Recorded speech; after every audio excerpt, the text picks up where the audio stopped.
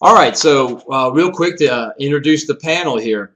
My name is Ken Cadwell. I'm the Director of Sales at Directions Training, and I'm going to just basically moderate. We have two fantastic subject matter experts on the webinar with us, and I'm going to let them introduce themselves and tell you a little bit about themselves. And I'll start with Jennifer. Great, thank you, Ken. Hi, everyone. This is Jennifer Didier with Directions Training. I'm the President and CEO. Directions has been around since 1991, and we help organizations and individuals enhance their productivity and return on their investments through technology and business skills.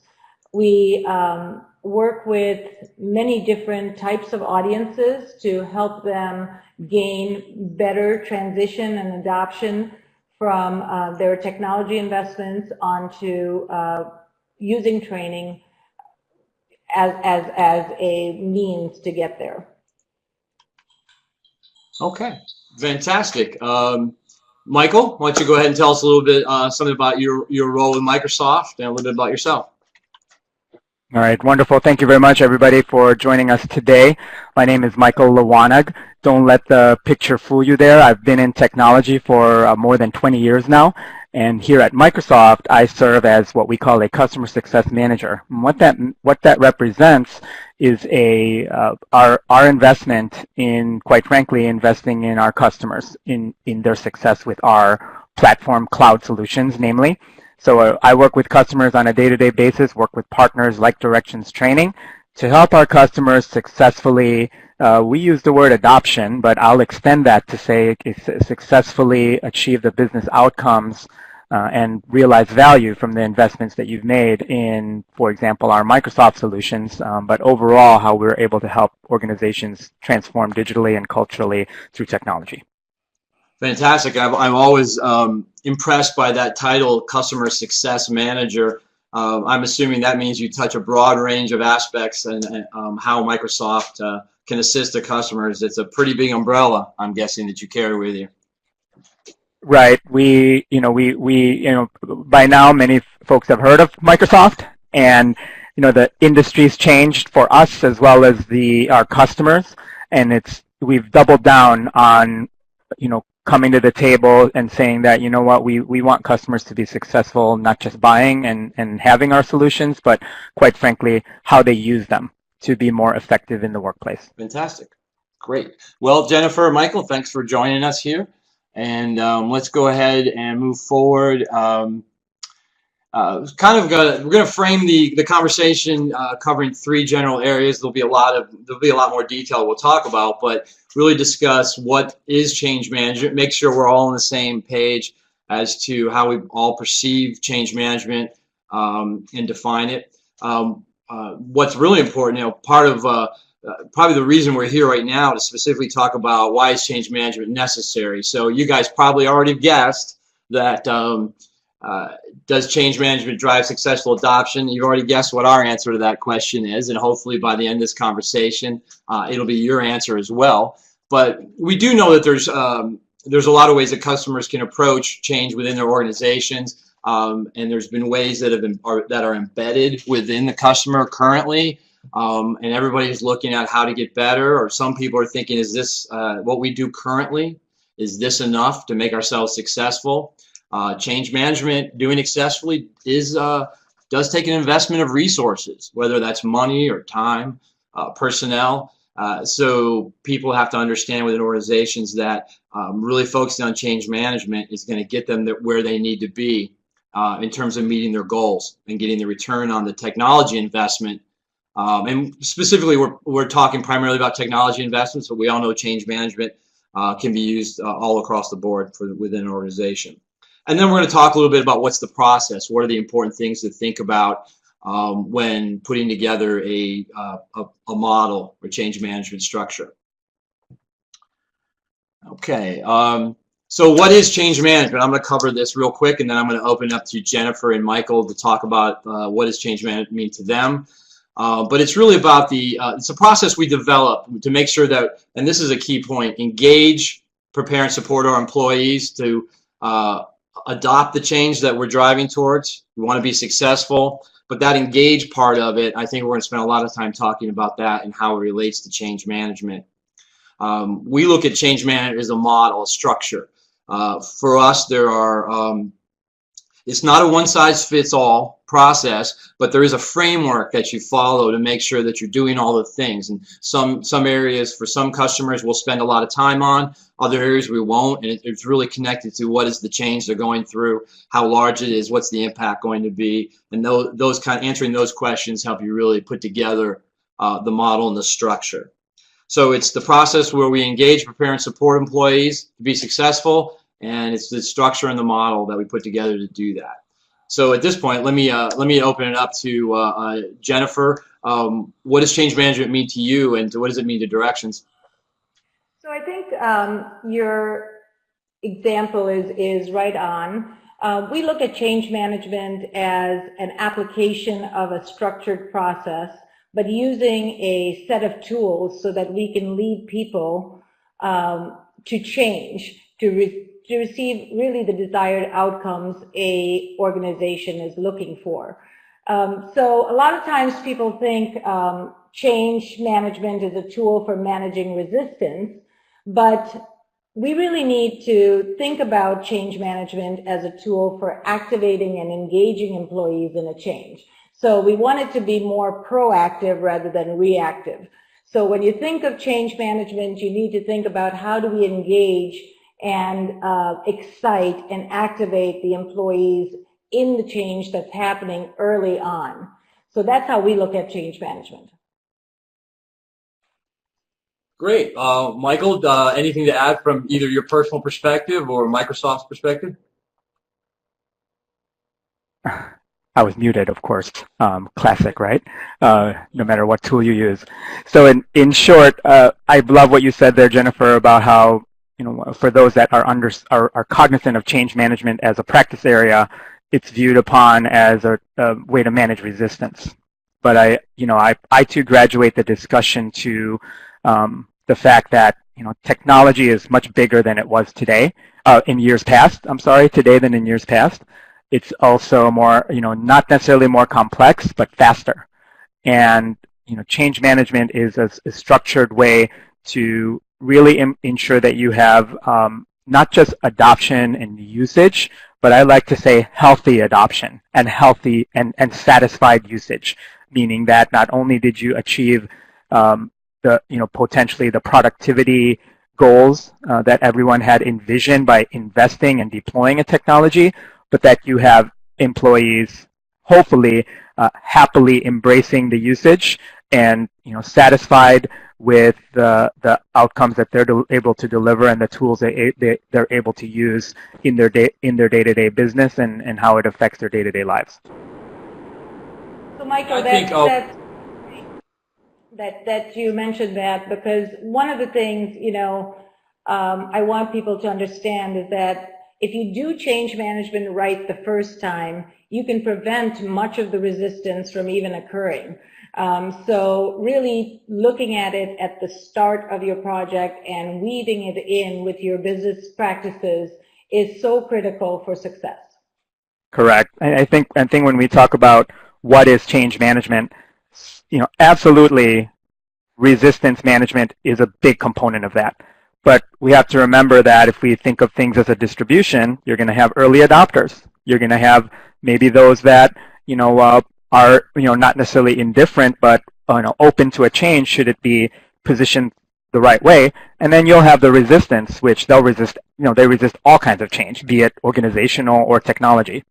So I think to bucketize change management as just resistance management, certainly that's an important piece, but, you know, like you just said, what we like to say here, one of my colleagues, if they listen in on this recording later, with for example, Microsoft and our Office 365 platform, and there's just so many tools, and many folks on the call probably recognize that.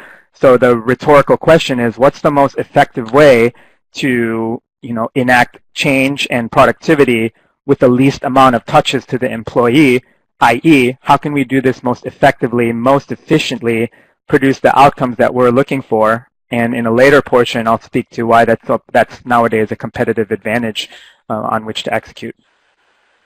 Yeah, that's so true.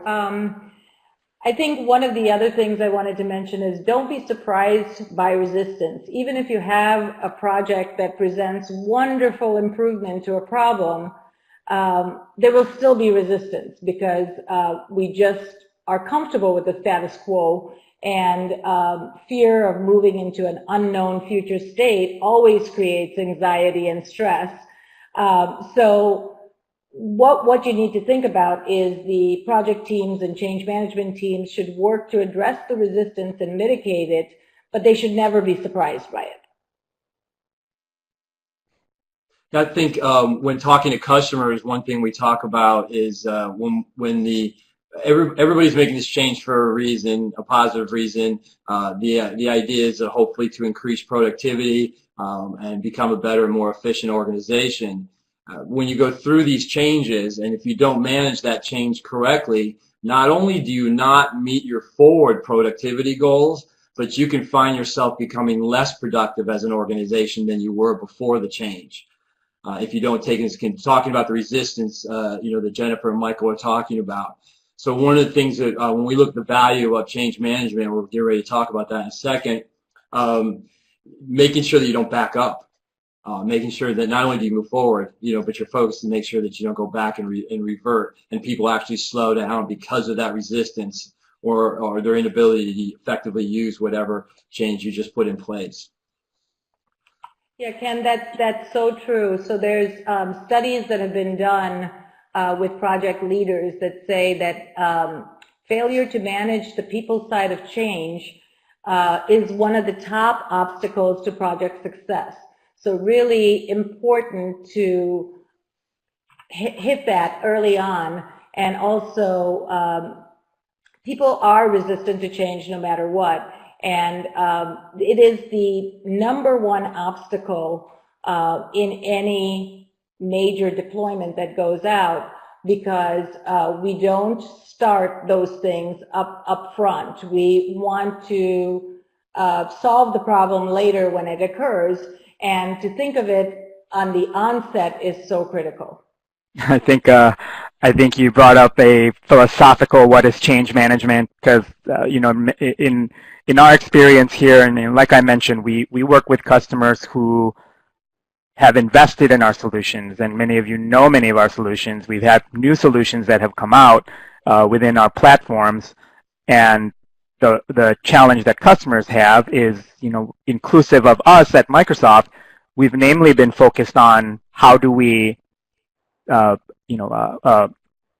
technically deploy the solution. So that means how do we invest, what is it we need to quote unquote buy?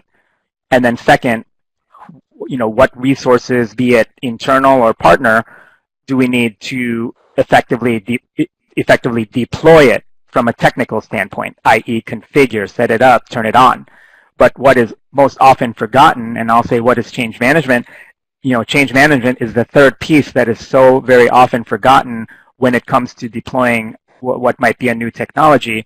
I mean, customers have forgotten or never knew or never prepared or didn't have the experience to recognize that a third component in the investment overall is in the people side of change.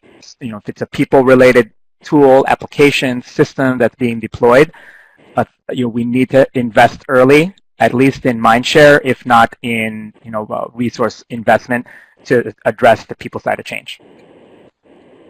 Yeah, I think we look at the idea that organizations don't change. Really, it's the people within the organizations, because that's what's going to be affected. That's who's going to be affected. So the people Correct. side really is the predominant aspect of change. Right. All right, fantastic. Organizations prepare for the organizational side of change, but they many times forget about the people side of change. So that's something that we really stress on, to have both of those pieces work hand in hand for a successful adoption. Right. Yeah, let's face it. An organization is just something on paper, right? Because it's really about the people that are in that organization. But in terms of what is an organization, that's some definition that exists that you write down or define, but it's not the actual thing. There's no actual organization. If you take all the people away, right, you don't have an organization. So it's true that it's the predominant aspect of this whole change management. It really affects the people, and that's what you're talking about. Okay, so now that we know what change management is, hopefully we're all on the same sort of platform. Let's talk about probably really one of the most important things that when we talk to customers. Again, I talked about the resources that are involved. Time is money, money is time, people that you're going to have to point towards managing the change management process. You got to define it. So we know that there is an expense to developing a change management program and monitoring and managing that change management program. And the key is that our goal always is to make sure that expense is recouped manyfold in the adoption and the utilization of whatever that change is going to be.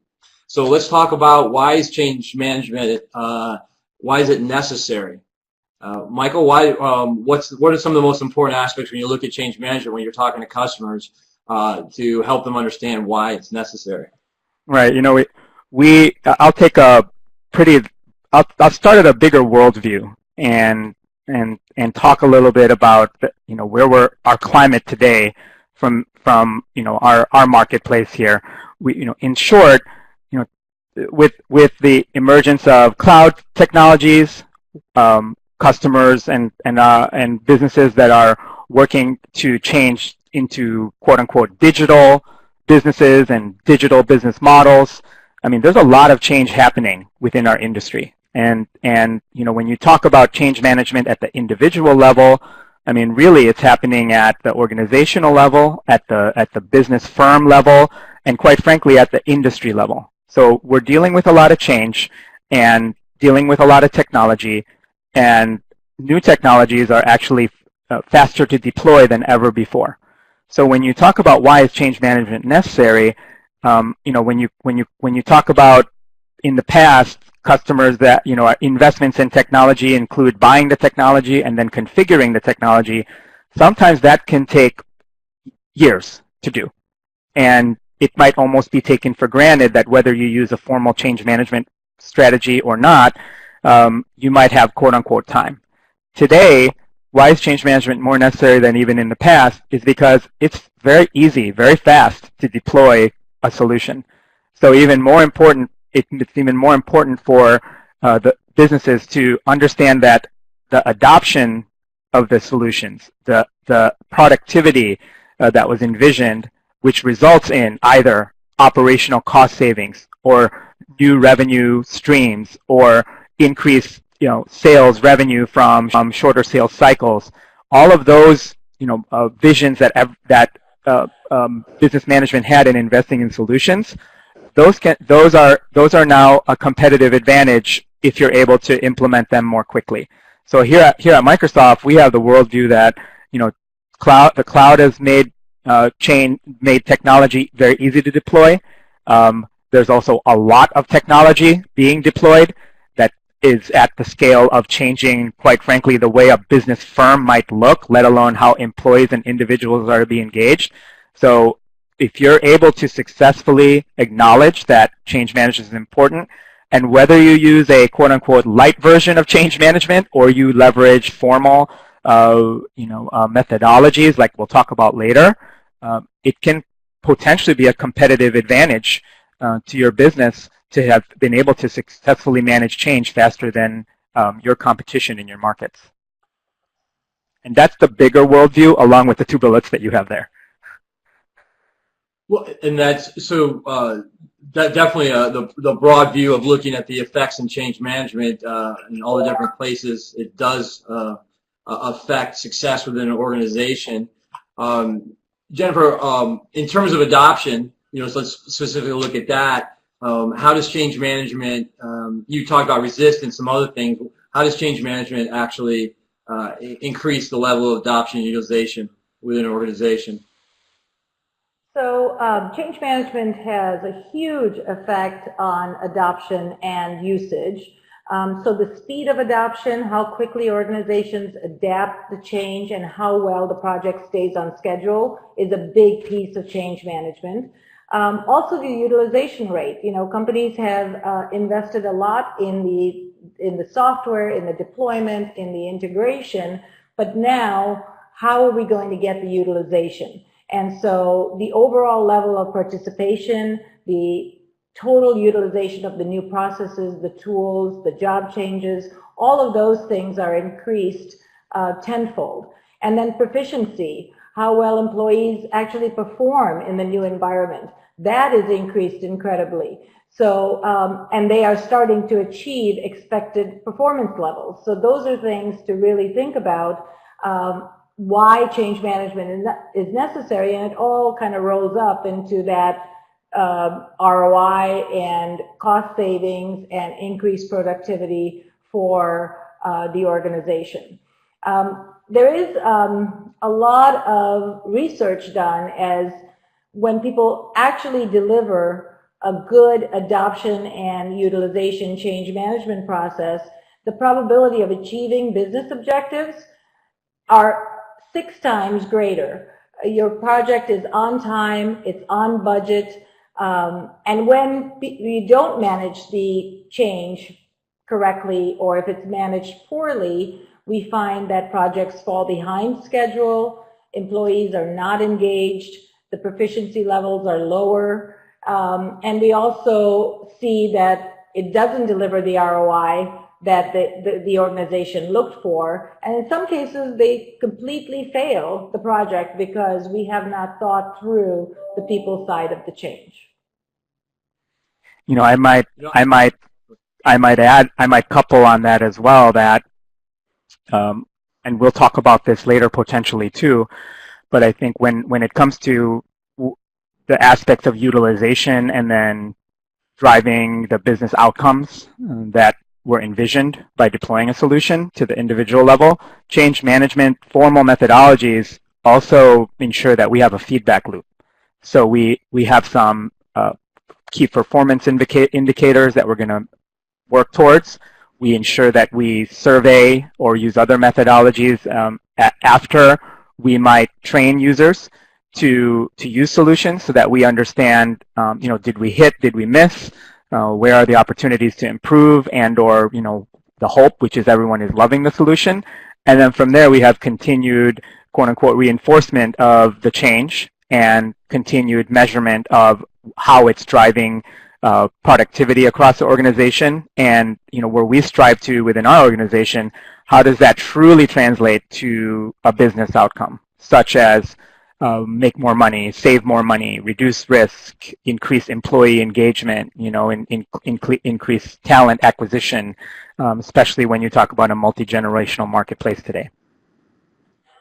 You know, I keep working on this metaphor when I'm talking to customers and on, you know, people at Directions, and I don't think I have it quite honed perfectly but I look at the whole process that you're going through. You're doing this migration, you're making this change with this organization, and so you make sure that you have the deployment, you make sure you've got the technical support aspects, you make sure that you do have the training in place to make people be able to use these changes more successfully. So I liken it to a car. You've got the chassis of the car, you've got the wheels, the engine, you've got the rear view mirror, although I don't know what people use that for. You have the muffler. It's all put together, and it's a great looking car, and it's going to go fast, and it sounds great on paper. You look at it, but I look at change management as the most important component that I didn't discuss, and that's how do you start the car? What's the key? And to me, the change management aspect, well, people have asked me questions before, like in terms of my whole, well, it's a migration process, how big a component is change management? And my answer always is, you know, it's variable. It depends on the kind of change you're going through and the impact of the organization and a couple other variables. But it doesn't matter, because no matter how small your key is, it's what you need to start the engine of the car. So I'm going to keep working on that metaphor, and hopefully I can hone it a little bit. But to me, that lands, that makes it all make sense to me.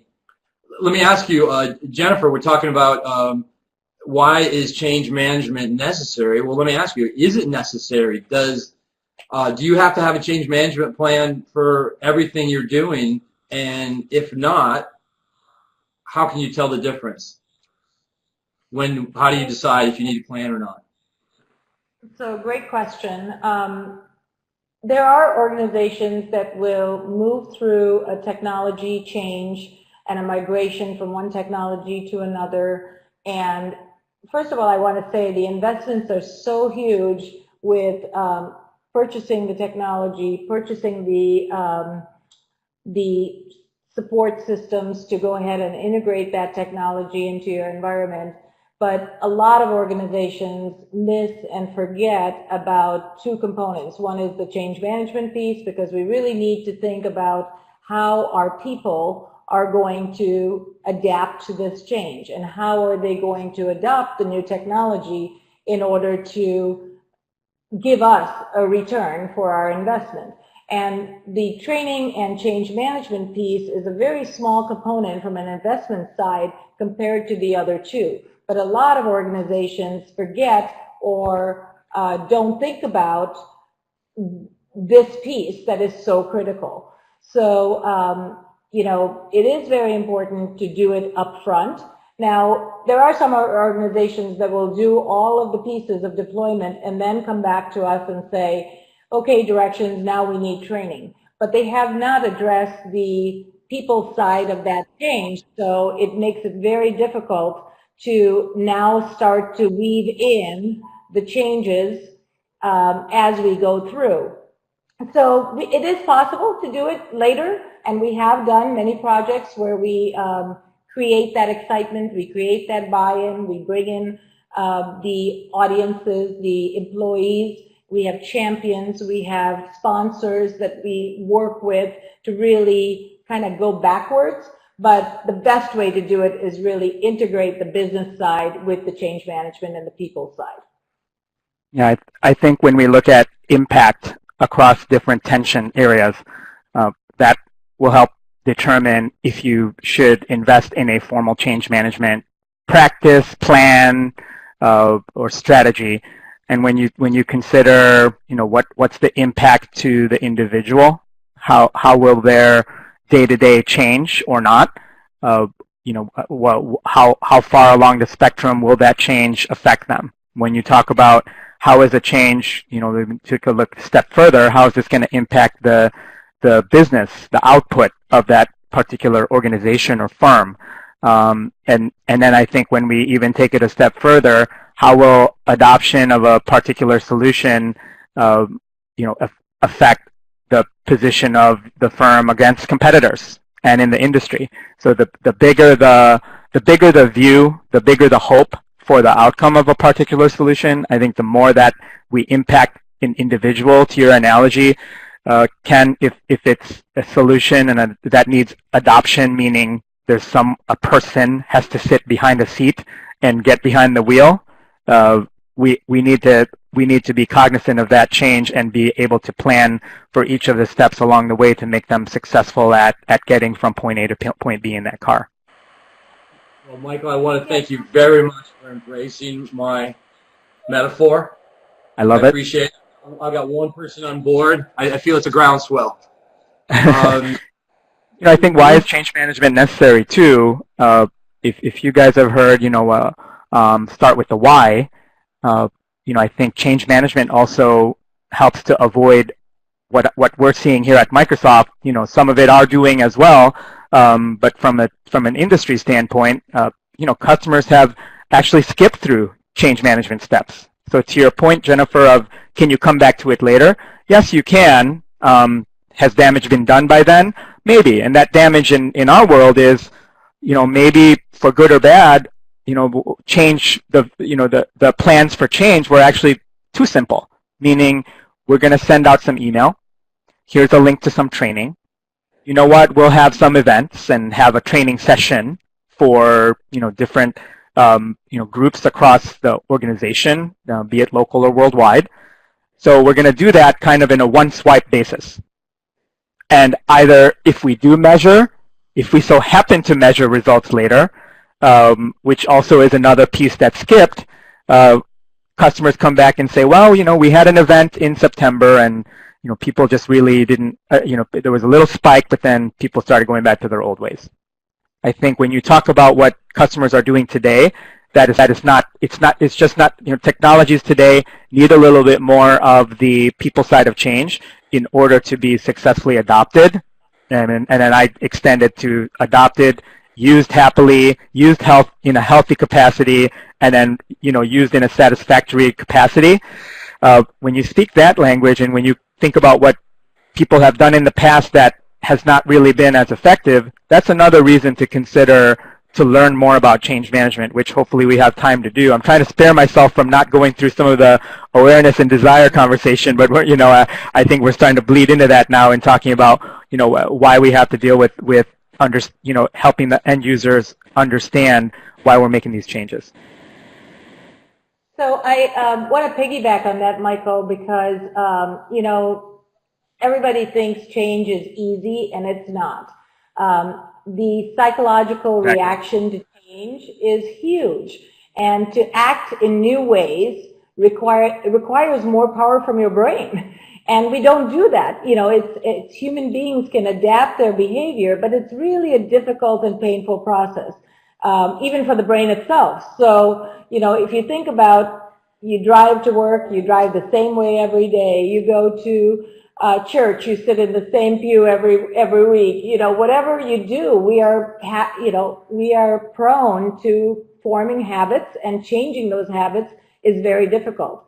And another thing we find is that a lot of times the teams that are actually putting together the programs and the business side of it, they know in the back of their head that this group is going to be resistant to change, but they don't do anything about it.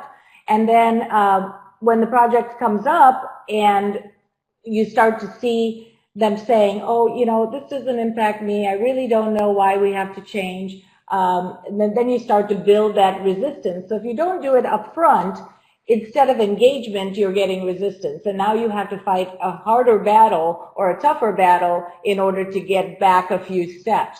And there are many employees that are very highly invested in the current way of doing work. Maybe they created the current way of doing work and now it's being changed. So they're like, well, I don't like this. Also employees who expect more work as a result of the change. They're thinking, okay, this is going to create more work for me. I don't like it. So really think about, bringing it up front and center as part of your business discussions, because that people side is so critical. And I think now, Ken, maybe we can jump into the people side of it. Yeah, I think one thing we do when we first come talk to customers about helping them with their change management, either putting the plan together or helping them deliver that, we spend a lot of times with the W's and the H's. How is this going to affect, from an employee perspective, how is this going to affect me? When is this going to happen? What are the changes? How am I going to engage with this new, let's call it technology in this case? How am I supposed to use this technology? And you really, when you take a look at that, that becomes your major focus for your entire plan, is to make sure that you answer the W's and the H's as you go through this. As we move from one technology to another, a lot of times it's not about the where do I click and how do I use this tool, because if you don't get them excited and don't get them interested and engaged with the change itself, it doesn't matter if you teach them how to do the, to use this particular tool this way if they don't want to use the tool, for lack of a better way of saying it. One thing just to finish up on, do you need a plan or not? I think one of the things to always take a look at is how disruptive the change is. Is it incremental or disruptive? And sometimes those things can be small. And I think sometimes we have a tendency to overlook a small change and we don't look at the how it's going to disrupt, the employee's job and performance. I mean, if let's say you're in a building and you move your offices, it's down the same hall, but it used to be, to the right and now it's to the left. And if you don't get people embraced with turning left, they're not going to get to their office. And that's a very simple thing, right? But it's highly disruptive if not handled correctly. So I always talk to customers about, let's look at the impact to the organization, and let's make sure that we're not underestimating that impact. Okay, so you brought up a good word too, just to tie off on this, that we've heard all across the board disruption. So one thing to acknowledge and recognize is every business is out there is trying to do some level of disruption. At least that would be, that's one of the ways our customers are digitally transforming, finding ways to disrupt the way that they do work, disrupt their competitors, if not disrupt industries. So even more gravity to the fact that, while it's not a matter of managing resistance, it's still a matter of, change management is a matter of managing the fact that businesses are looking to make disruptive moves. Exactly. The old omelet and egg analogy. You want to move forward, Yep. You're going to disrupt. Right. Okay, so we talked about what is change management, talked a lot about why it's necessary, and really there's a lot of components that we didn't touch on in terms of why it's necessary and how we can relate that to anyone's particular business. So there'd be more, we could spend I don't know how many hours just on that, why it's necessary. But let's move on and let's talk a little bit about the process and what you should consider when putting the process together. What are the key components of those? And I know I'm going to put a chart up that is one of Michael's favorites. So Michael, why don't you go ahead and just introduce us and talk a little bit about the ADKAR model, and we can go into a little more detail. Yeah, terrific. You might see a little pro side there on the lower right. And by the way, question-wise, love the questions. Me, Jennifer, Ken, we already know each other. They know my jokes. I know their jokes. So if you guys have questions, want to keep us on track, if there's something burning that you'd love to discuss, we'd love to hear about it. But in short, I think when we talk about what is change management, we had said that there are formal models that are out there in the industry. ProSci is one of them, and the ADKAR model is a model for individual change, as we mentioned. I like this from the standpoint of when you look at ADKAR, when we talk about a change plan. I mean, just think within your minds, awareness, create awareness for the need for change. Desire to support the change. I think that's a big one that's skipped, and we'll talk about that shortly. The knowledge and ability. So that's where Jennifer said customers come in and say, well, we made a change. Now we need to train everyone on how to use the change. Is it more effective to have recognized that and invested in that early, or after the fact when there are problems or loss of momentum? And then where I was headed before with a feedback loop, reinforcement. So reinforcement to make the change stick, reinforcement to continue to ensure that individuals have the resources they need to produce the outcomes that the business desired. And, quite frankly, I like to say, make sure that, the usage of solutions and services are healthy, and that your employees are satisfied, or not, and have the feedback loop to recognize that and hear that early, to avoid those situations where technologies are deployed and then, communications fall flat, or quote unquote it just never worked for the employees. Is that a question of the technology, the vision, or is that a question of did we effectively manage change? So I like this, Ken, because it's a great formal model that even if you're not a change practitioner, we can certainly speak to why each of these is important. And for those on the phone that have led change efforts within your organizations, if you might even see the areas that I refer to as where many customers have skipped through over the years past because they either never knew or just never had the resources to go down these paths. Yeah, I think. Sorry, Ken. Change happens at the individual level, so we always need to remember that. And in order for a group or an organization to change, all individuals within that group must change. So the best project management vision solution will not result in a successful change if we don't change one person at a time. So it is really important to think about an organization at the individual level. And if we use this ADKAR methodology for the individuals, I think you will see amazing results. So, under the each of these, for the acronym, awareness, the need for change, really to understand why. Why is this change happening? What is the business reason that's driving this change? That communication is so important down to the individual level so that they can buy in and have the awareness as to why the organization is investing in this new technology. What problems does it solve? What areas is it going to improve the organization as a whole? So the awareness part is very, very important. I would say that, so one of the things you're trying to, when you're making this change, this is the buy-in stage.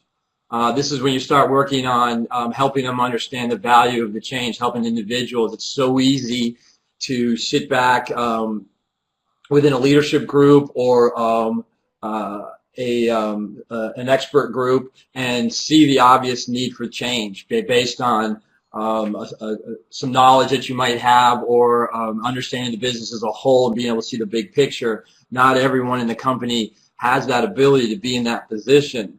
And so what may seem obvious to me, let's say I want to make a change with my organization, it may seem very, very obvious to me. The other people aren't necessarily given the same windows to look into the information and see that same, see how obvious it is to me as to them.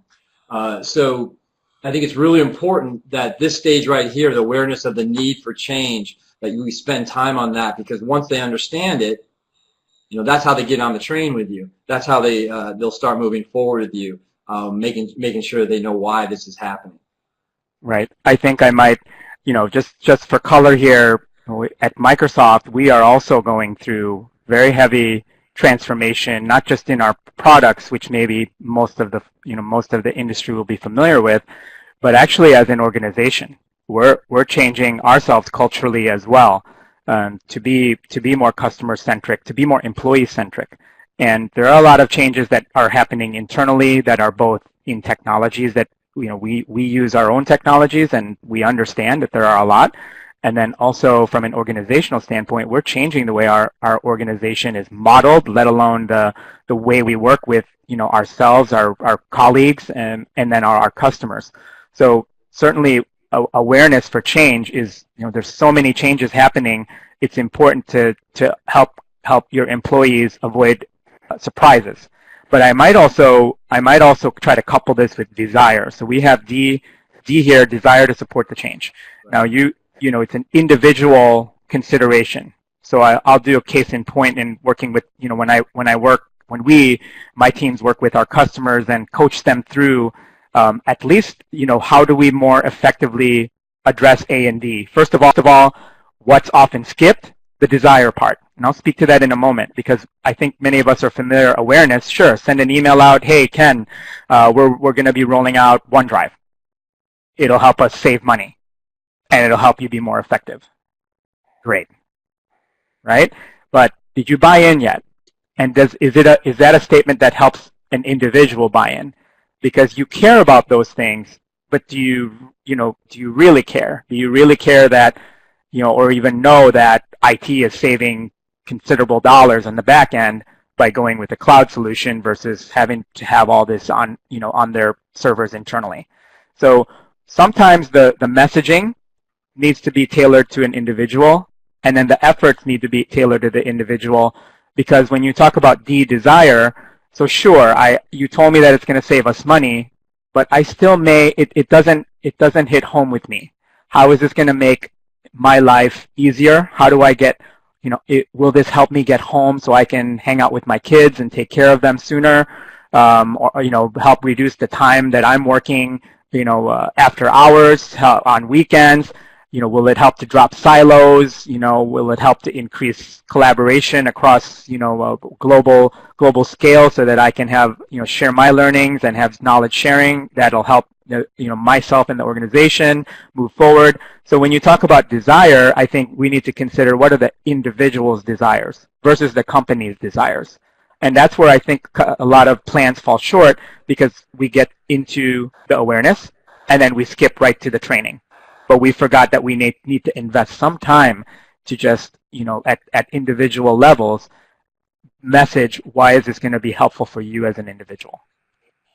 Yeah, that's perfect, Michael, the way you described it. So I look at awareness as the why. Why are we doing this? Why is this important? And then desire is the motivation. What's in it Correct. for me? I'm always thinking, what's in it for me? What's going to change my motivation? What's going to change my desire? And so to communicate those two things in the beginning is really, really critical. And then the knowledge of, then you get to the training as you go to the K, which is the knowledge of how to do it. So it's the why, the motivation, what's in it for me, how do I do this? How do I participate in this change? So the knowledge of participating in the change is really, really important. Did you want to add something on knowledge, Michael? No, I mean, I think knowledge of how to change is, and then quite frankly, ability. That's where I think, change, when there are change plans, they're very centered around those two aspects of, well, let's just do some comms and let's train some people. That's great. So the ability is that your experience as well? Yeah, the K is where we spend most of, when we take a look at how do organizations typically do change management now. It really is in that middle part, and it's forgetting the A and D, and then really the R at the end. Correct. Really in the middle of that part. You're right. That's typical.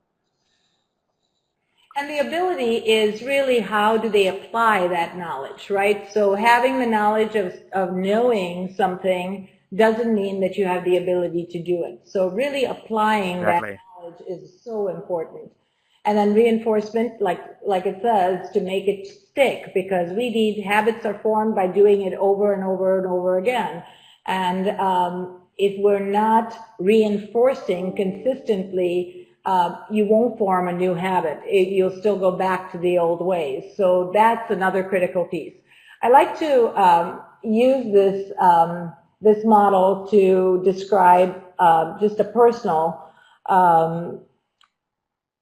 story of how you can apply this. So let's say you want to start an exercise regimen, and you say, okay, I really want to start an exercise regimen, and let's see how the ADKAR model can apply to it. So the awareness. Now, okay, you're aware of the need to exercise. Either it's going to give you better health benefits, or it will help you lose weight, or whatever the reasons are. So the awareness of why do you need to exercise. So that's the first step. Once you have that awareness, then do you have personal motivation to start exercising? It doesn't mean that just because you have the awareness, that's enough to make the change. So you'll need to make a personal decision to engage in this change based on your motivation. So that's where desire comes in. Then knowledge.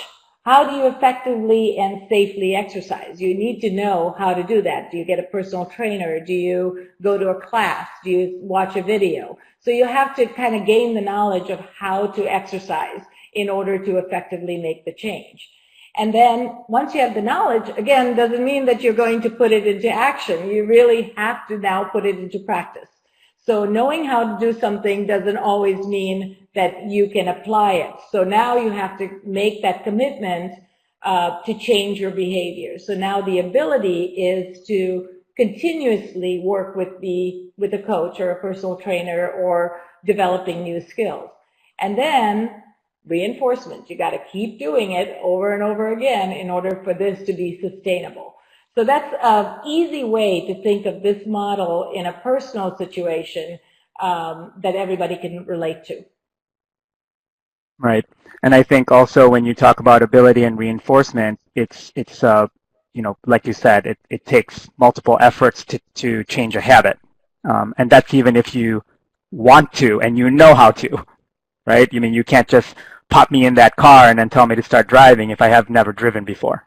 You can't just tell me to go to the gym and start working out, and as much as I want to, and I've read through some books, I don't know how that machine works, right?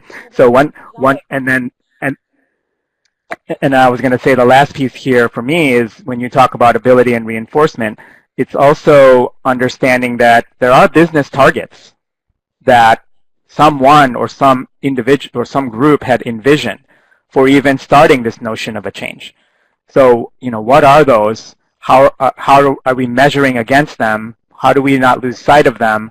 And then what are the plans to ensure that we even when we have the majority on board, how are we enabling them and then measuring their success against those key indicators?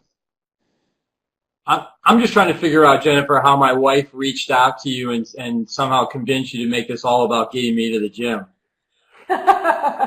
We have a plan. My wife's very good at that. All right, so we have a model here that helps us take a look at all aspects of change management and put together a plan starting from the beginning to the end, making sure that we start with awareness and finish with reinforcement. There's a lot of aspects of this to talk about in more detail that an hour is just not going to let us do. We do have plans for future webinars to talk about communications. How do you handle that? Making sure that everybody's on board and you get to everybody. Talk about roles within the change management. So when you're looking at your organization from leadership to individuals, what are the different roles that you need to look at and what are the responsibilities of those roles? We talked about awareness and desire as it relates to individuals. So making sure that you're communicating a plan that speaks to the individuals. That's a daunting task, or it sounds daunting, right? You got 10,000 employees. But there's ways to go about that based on what those roles are and what they do within the organization. We could talk more about that. So there's a lot of aspects towards looking at some of the tactics that we can utilize to get this change management done, whether it is in the communication plan, whether it's in the delivery, and really important, the reinforcement aspect. And can't talk about that enough, where that a lot of our customers get the are even getting better at the awareness and the delivery, but in the end don't follow up all this great work with the reinforcement communications and trainings and other deliverables after the fact, after the initial rollout. I might also say, Ken, this is a journey. We use those words a lot, and it's dramatic sometimes. But if you do not have today a formal change practitioner or change management, organization within your businesses, that is okay. You are not alone. That is the norm. I want to showcase that this is a great model, and you quite frankly, Jennifer, you can attest. Sometimes you do every single one of these letters, and it just didn't work out for whatever reason. That's okay. But I think the point I want to land is in this notion of it's a journey. In our experience working with our customers, like we said, a lot of times, a lot of change is considered. A lot of consideration for change starts and stops with awareness and then maybe knowledge, some training. So the invitation today is that even if you're just able to maybe focus on one of these other letters, or there are other methodologies besides ProSci. If you're able to even just, maybe get better buy-in from your individuals, maybe have better follow-ups, not just one training, but multiple trainings, and if you're able to get sponsors within the organization or champions groups like Ken mentioned, I mean, these small changes are how we coach our customers to start graduating towards this thought process of managing the people side of change. Maybe they can't do it all at once, and they can't all do it all today, but let's do better than we did before, when before was just some comms and training. What are one or two things that we can add to that? And I think you'll see considerable results, even just by being average at some of these efforts. Completely agree, Mike. Great point. One thing we want to make an offer to everyone that is attending the session here. Complimentary change management readiness assessment. So our change management expert would sit down with you, talk about the change agent. So why are you going through this? What are the factors causing this change to happen? Talk about the current state. Define success, which is really, really important. Usually one of the first things we talk about is, what does success look like? What are the goals? for that transition to take place, and then what's the future state need to look like going forward. And then we would provide a plan. Talk about all the components that you need to look at, talk about communications, talk about roles and all aspects of the change management plan, and we deliver that to you. That'll get you to achieve those goals and get to that future state. So we make that offer to you. We'd love to sit down with you and help you take a look at what you're doing and what you need to consider to get where you want to go. To just, if you can talk to your account executive, if you know who that account executive it is, that's great. I hope everyone does. And if not, you can reach out to sales@directionstraining.com, and we'll make sure that an account executive reaches out to you to set up that readiness assessment. One other thing I like to put on while I still have people on, if you have any suggestions for topics going forward, or you'd like to learn more about any one particular thing, please use sales@directionstraining.com also to communicate to that. We're always trying to get ideas from our customers, what's important to them to learn about. So if you have those ideas, please send them our way. And I want to thank everyone for attending. I know time is precious, and we don't have hours out of our day to give to anything, so I do appreciate, we all appreciate you all taking the time to join us and talk about change management. Jennifer, Michael, I thank the both of you for making my job really easy. I appreciate that. And reach out to us if you'd like to have us do the assessment, and look for other events coming along in the future, and let us know if there's anything that you guys are interested in hearing more about. We appreciate the feedback. Great. Thank you, Ken. Thank you, Michael. It was a great Thank you, everybody. Thank you. Have a great day, everyone.